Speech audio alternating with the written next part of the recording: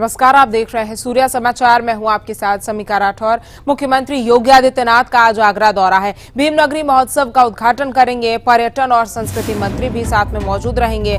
बता दें कि मुख्यमंत्री के कार्यक्रम को लेकर सुरक्षा कड़ी कर दी गई है। तो मुख्यमंत्री योगी आदित्यनाथ आज आगरा दौरे पर रहने वाले हैं। इस दौरान भीमनगरी महोत्सव का उद्घाटन वो करेंगे। पर्यटन और संस्कृति मंत्री भी इस दौरान साथ में मौजूद रहेंगे। मुख्यमंत्री के कार्यक्रम को लेकर सुरक्षा अब कड़ी कर दी गई है। तो मुख्यमंत्री योगी आदित्यनाथ का आज आगरा दौरा है। बता दें कि भीम नगरी महोत्सव का उद्घाटन करेंगे। मुख्यमंत्री योगी आदित्यनाथ के साथ पर्यटन और संस्कृति मंत्री भी मौजूद रहेंगे। मुख्यमंत्री के कार्यक्रम को लेकर इलाके में सुरक्षा अब कड़ी कर दी गई है। तो मुख्यमंत्री योगी आदित्यनाथ का आज आगरा दौरा। बता दें कि भीम नगरी महोत्सव का उद्घाटन करेंगे।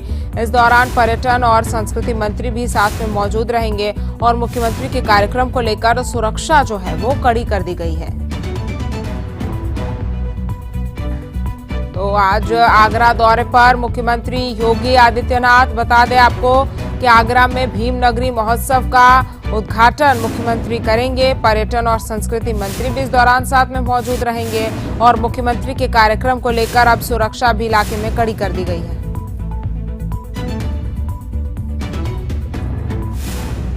और इसी खबर पर ज्यादा जानकारी के साथ हमारे संवाददाता विवेक कश्यप हमारे साथ जुड़ गए हैं। विवेक, आगरा में क्या कुछ कार्यक्रम आज होने वाला है और मुख्यमंत्री कब वहां पर पहुंचेंगे?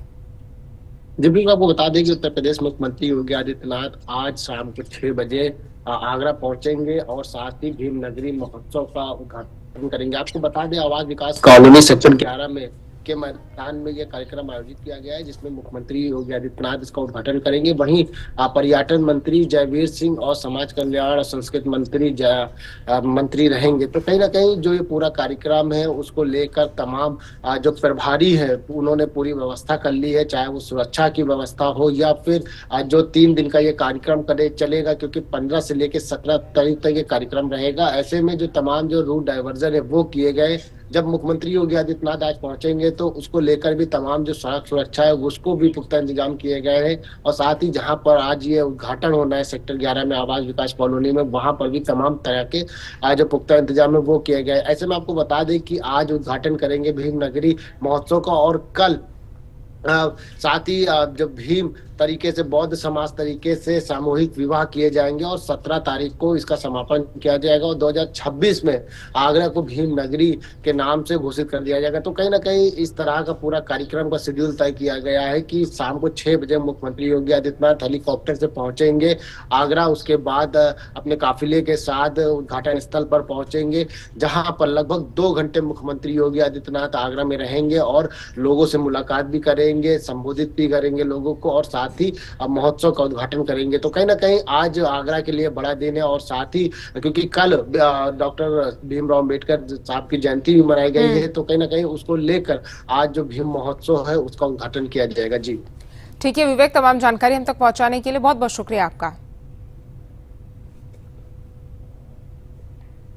खबरों में आगे बढ़ते हैं। लखनऊ में डॉक्टर भीमराव अंबेडकर की जयंती पर बाबा साहेब भीमराव अंबेडकर विश्वविद्यालय में एक कार्यक्रम आयोजित हुआ। इस आयोजन में मुख्यमंत्री योगी आदित्यनाथ ने शिरकत की। सीएम योगी और केंद्रीय मंत्री डॉक्टर जितेंद्र सिंह ने लखनऊ में केंद्रीय प्रशासनिक अधिकरण की नई न्यायपीठ के कार्यालय भवन का उद्घाटन भी किया। इसी पर एक रिपोर्ट आपको दिखाते हैं।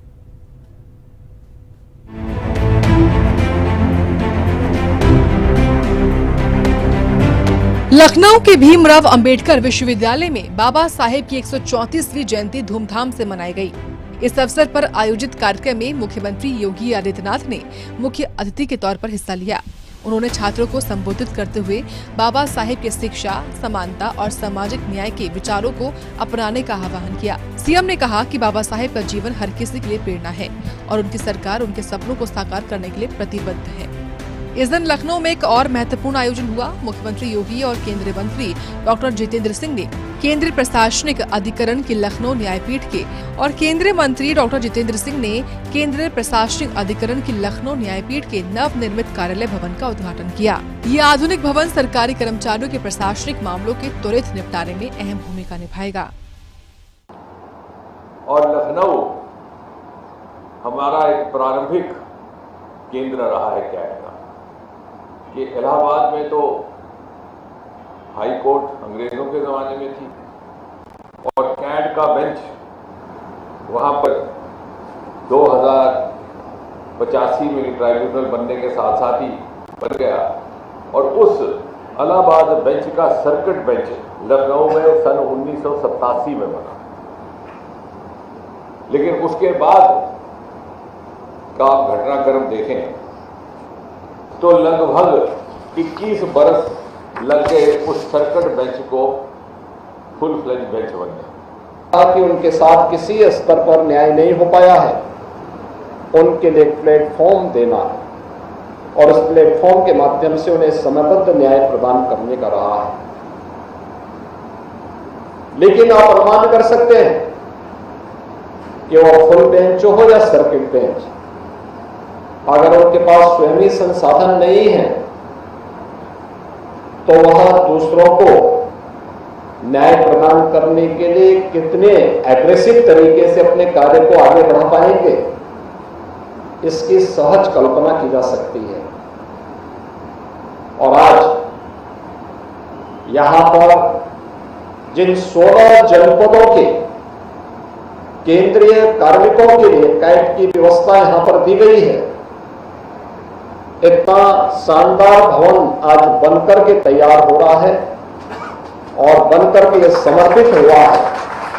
मुझे विश्वास है कि यह प्रधानमंत्री जी की मंशा के अनुसार उन सभी कार्मिकों को जो यहां पर किन्हीं कारणों से उन्हें कैट की शरण में आने के लिए मजबूर होना पड़ा है, उन सभी कार्मिकों को समयबद्ध न्याय उपलब्ध कराने में लखनऊ में बाबा साहेब के विचारों को याद करने और प्रशासनिक सुधारों की दिशा में एक कदम आगे बढ़ाने का प्रतीक रहा। एक तरफ अंबेडकर जयंती ने समानता और शिक्षा का संदेश दिया, तो दूसरी ओर केंद्रीय प्रशासनिक अधिकरण के नए भवन ने न्याय और पारदर्शिता की उम्मीद जगाई। सवाल ये है कि क्या ये प्रयास समाज और प्रशासन में बाबा साहेब के सपनों को और करीब लाएगा। ब्यूरो रिपोर्ट, सूर्या समाचार। और देखिए, बाबा साहेब डॉक्टर भीमराव अंबेडकर की 134वीं जयंती पर हजरतगंज में एक भव्य कार्यक्रम हुआ। मुख्यमंत्री योगी आदित्यनाथ ने बतौर मुख्य अतिथि शिरकत की और बाबा साहेब को श्रद्धांजलि दी। डिप्टी सीएम ब्रजेश पाठक ने भी विपक्ष पर इस दौरान जमकर निशाना साधा। एक रिपोर्ट आपको दिखाते हैं।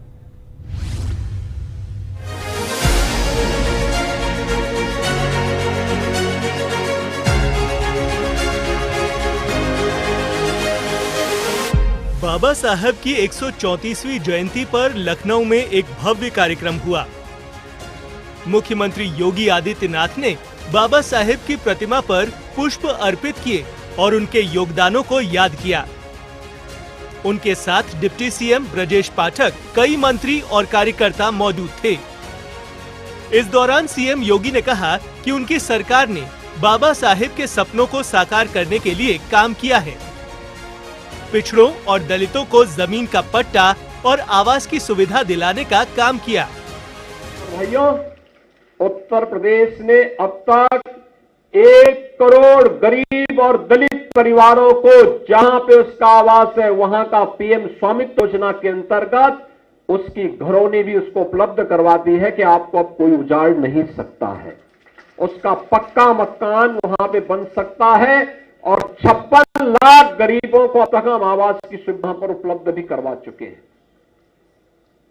बहनों और भाइयों, जो चर्चा अभी यहां पर श्री असीम अरुण जी कर रहे थे, असीम जी कह रहे थे कि आदरणीय प्रधानमंत्री जी की प्रेरणा से सरकार ने एक बड़े कार्यक्रम को अपने हाथों में लिया है और वह लिया है जीरो पॉवर्टी का, यानी गरीबी रेखा से ऊपर उठाने का काम हर एक गरीब और वंचित को करना।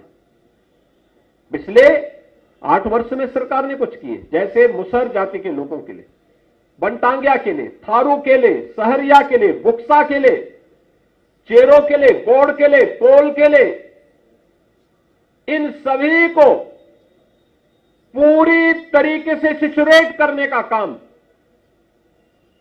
जिसके पास जमीन नहीं जमीन, जिसके पास मकान नहीं मकान, जिसके पास शौचालय नहीं शौचालय, जिसके पास पेंशन की सुविधा का पात्र है नहीं मिला पेंशन की सुविधा, जिसके पास राशन कार्ड नहीं राशन कार्ड, जिसके पास आयुष्मान का कार्ड नहीं आयुष्मान कार्ड, इन्हें सिचुरेट किया गया है। 2017 में कही थी बात, जिस गरीब का जहां पर मकान होगा वहां का जमीन का पट्टा उसे मिलेगा। आज मुझे बताते हुए प्रसन्नता है कि आज जब हम लोग इस 8 वर्ष के बाद फिर से इस कार्यक्रम के साथ जुड़े हुए हैं, यद्यपि मुझे वर्ष में 2 या 3 बार इस कार्यक्रम में आने का अवसर प्राप्त होता है, लेकिन जब हम यहां पे उपस्थित हैं, मुझे याद है 2017 में जब मुझे यहां पे बाबा साहब की इस जयंती के कार्यक्रम में जुड़ने का अवसर प्राप्त हुआ था, मैंने तब भी निर्मल जी को फोन किया था। मैंने कहा मैं वहां आ रहा हूं कार्यक्रम में। उन्होंने कहा हमें बहुत अच्छा लगेगा, पिछले मुख्यमंत्री नहीं आए थे इसलिए हम लोग ये मानते थे। मैंने कहा नहीं, कार्यक्रम में मुझे आना है। और मैं आया था, तब मैंने इस बात को कहा था। उस समय मैंने कहा था गरीब जहां पे रहेगा वहीं पे उसको जमीन का पट्टा देंगे और जमीन के पट्टे के साथ साथ पक्का मकान भी उसे उपलब्ध करवाने का काम करेंगे। इस दौरान डिप्टी सीएम ब्रजेश पाठक ने विपक्ष पर तीखा हमला बोला। उन्होंने सपा और कांग्रेस पर निशाना साधा और कहा कि पिछली सरकार में दलितों का शोषण हुआ और बाबा साहेब का अपमान किया गया। तो कांग्रेस पार्टी ने बाबा साहेब सहित हमेशा दलितों को ठग करके वोट हासिल किया, सत्ता हासिल करने का उनका हक कभी भी नहीं देने का काम कांग्रेस पार्टी ने किया है। दूसरी तरफ समाजवादी पार्टी के बारे में कहना चाहता हूं, आप याद करिए, जब जब उत्तर प्रदेश में सपा की सरकार बनी है, हर बूथ पर अगर दलित समाज को पीटा गया है, अपमानित किया गया है, जमीन पर कब्जा किया गया है, बलात्कार हुआ है, अत्याचार हुआ है, डकैतियां पड़ी है, मर्डर हुए हैं, तो समाजवादी पार्टी के शासनकाल में हुए हैं। आंकड़ा उठा करके आप देख लीजिए। और ये लोग तरह तरह का छाती कूट रहे हैं कि हम दलितों के साथ हैं, केवल वोट लेने के लिए छद्म भेजदारी बहुरूपीय हैं ये, इनसे हमें होशियार रहना होगा। हम बिल्कुल नहीं भूलेंगे कि औरैया का कांड क्या हुआ था। समाजवादी पार्टी के सरकार चल रही थी, मान्यवर काशीराम जी को स्टेट गेस्ट हाउस में बैठ करके पंचायत करनी पड़ी थी। हमारी दलित बेटी को अपहरण इन लोगों ने किया था, कोई भूला नहीं होगा पुराना इतिहास। आप लोग कभी भी 2 जून के कांड को नहीं भूल पाएंगे, जब बहन मायावती पर इन लोगों ने गैस सिलेंडर लगा करके जिंदा जलाने का प्रयास किया था। ये हमारे सामने लाइन ऑर्डर को लेकर के थी। दलितों पर लगातार अत्याचार अनाचार होते थे, लेकिन उत्तर प्रदेश की सरकार ने, आदरणीय योगी जी की सरकार ने बराबरी का, समानता का हक देकर के किसी भी दलित पर आज तक अत्याचार हमारी सरकार में नहीं होने पाए, इसको सुनिश्चित करने का काम किया है। हम सब जानते हैं, मैं बहुत लंबा चौड़ा उद्बोधन नहीं करने वाला हूं, माननीय मुख्यमंत्री जी को बोलना है, लेकिन केवल 2 अंतर आपको बताना चाहता हूं। जो बाई तरफ हमारे भाई बहन बैठे, सामने बैठे पत्रकार मित्र भी हैं, तरह तरह के लोग नई नई पार्टियां बना करके आपके वोट को छीनने के लिए आपके पास में छद्म भेष धर करके लोग आ रहे हैं। जैसे बहुरूपिया आते हैं, एक बहुरूपिया आपको काली माई बना दिखेगा, दूसरे दिन लैला मजनू बन जाएगा, तीसरे दिन वो छबीली भटियारिन बन जाएगा, चौथे दिन देखते हैं दरोगा बन करके घूम रहा। ये जो विरोधी पार्टियां हैं, समाजवादी पार्टी, कांग्रेस पार्टी और इंडी गठबंधन के लोगों के लिए आपको सचेत करना चाहता हूं। अगर इतिहास उठाकर देखेंगे तो कांग्रेस पार्टी ने बाबा साहब सहित हमेशा दलितों को ठग करके वोट हासिल किया, सत्ता हासिल करने का उनका हक कभी भी नहीं देने का काम कांग्रेस पार्टी ने किया। बाबा साहेब की जयंती का ये आयोजन सिर्फ एक समारोह नहीं, बल्कि उनके विचारों को जीने का संकल्प है। सवाल ये है कि क्या हम उनके समानता और न्याय के सपने को सच कर पाएंगे? लखनऊ का ये दिन हमें याद दिलाता है कि बाबा साहेब का संदेश आज भी उतना ही प्रासंगिक है। उम्मीद है कि ये प्रेरणा समाज को जोड़ेगी। ब्यूरो रिपोर्ट, सूर्या समाचार। और देखिए, लखनऊ में फिक्की की राष्ट्रीय कार्यकारिणी समिति की बैठक हुई। इस बैठक में मुख्यमंत्री योगी आदित्यनाथ बतौर मुख्य अतिथि शामिल हुए। इसी पर एक रिपोर्ट आपको दिखाते हैं।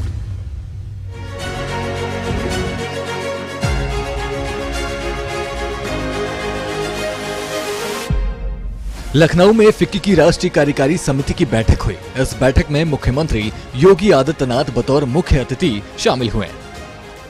इस दौरान उन्होंने कहा कि पहले यूपी में पहचान का संकट था, लोग अपनी पहचान छुपाते थे और प्रदेश में अराजकता का माहौल था।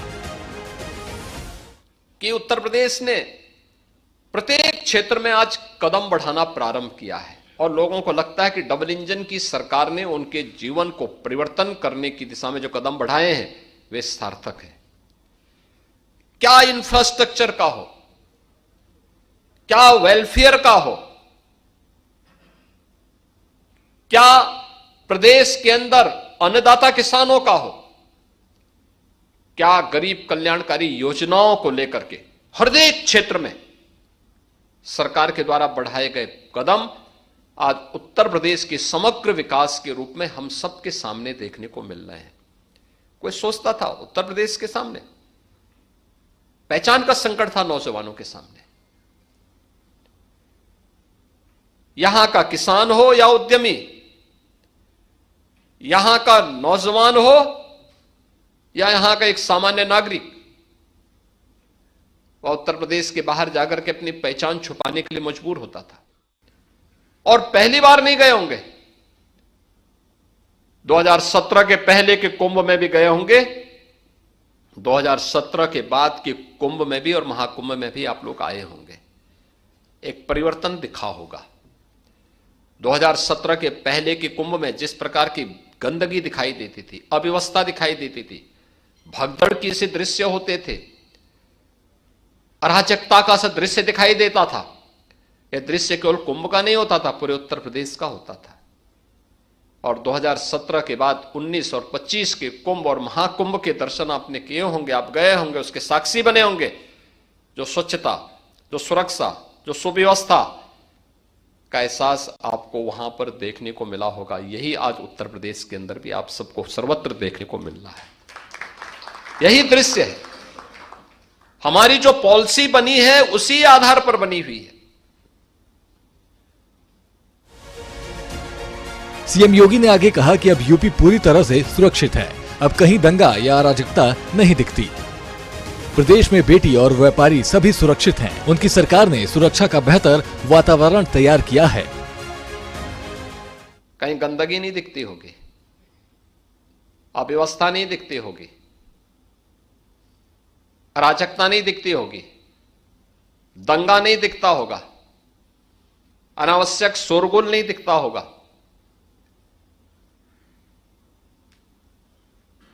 रूल ऑफ लॉ आपको उत्तर प्रदेश के अंदर अक्सरशः एक केवल भाषणों का विषय नहीं, जमीनी धरातल पर दिखता होगा। ये जमीनी धरातल की एक हकीकत है।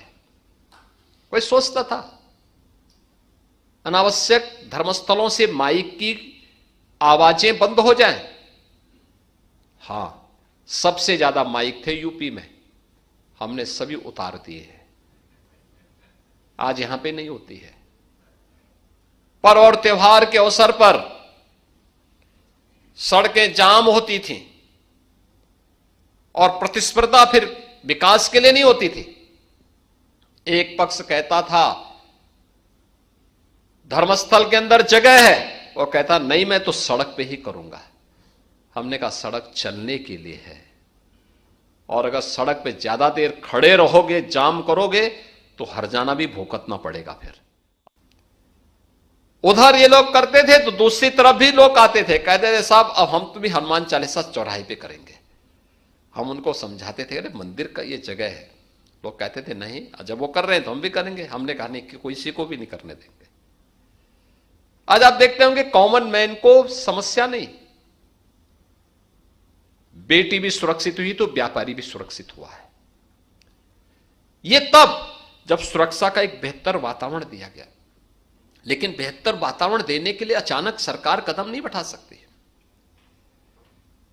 पुलिस की पारदर्शी भर्ती की प्रक्रिया को आगे बढ़ाया गया, उनकी कैपेसिटी बिल्डिंग किया गया। मैं भी देख रहा था आपके कुछ सम्मानित पूर्व अध्यक्ष जो महाकुंभ के साक्षी बने थे, उनमें से एक पूर्व अध्यक्ष बोलने लगे। उन्होंने कहा कि पुलिस भी सहयोग कर सकती है और बुजुर्गों का सहारा बन सकती है। ये महाकुंभ में हमने देखा था। हमने कहा यही है बिहेवियर चेंज, एक कैपेसिटी बिल्डिंग का परिणाम है। फिक्की की इस बैठक में सीएम योगी ने यूपी के बदलते स्वरूप को सामने रखा। उन्होंने साफ किया कि आज का यूपी न सिर्फ सुरक्षित है बल्कि विकास की नई ऊंचाइयों को भी छू रहा है। ब्यूरो रिपोर्ट, सूर्य समाचार। और एक बड़ी खबर लखनऊ से सामने आ रही है, जहां पर लोक बंधु अस्पताल में भीषण आग लग गई है। बड़ी जानकारी आप तक पहुंचा रहे हैं। लखनऊ में लोक बंधु अस्पताल में भीषण आग लगी है। लखनऊ के लोक बंधु अस्पताल में भीषण आग लग गई है, ये बड़ी खबर है। बता दें कि अस्पताल में चारों तरफ भयंकर धुएं का गुबार छाया हुआ है।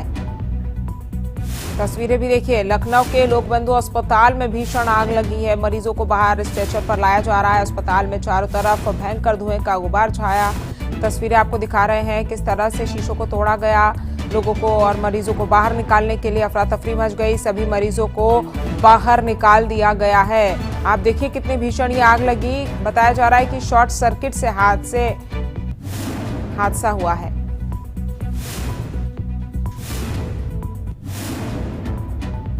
चलो फिलहाल के इस बुलेटिन में मेरे साथ सिर्फ इतना ही है। ऐसी तमाम खबरों के लिए आप जुड़े रहिए सूर्य समाचार के साथ। नमस्कार।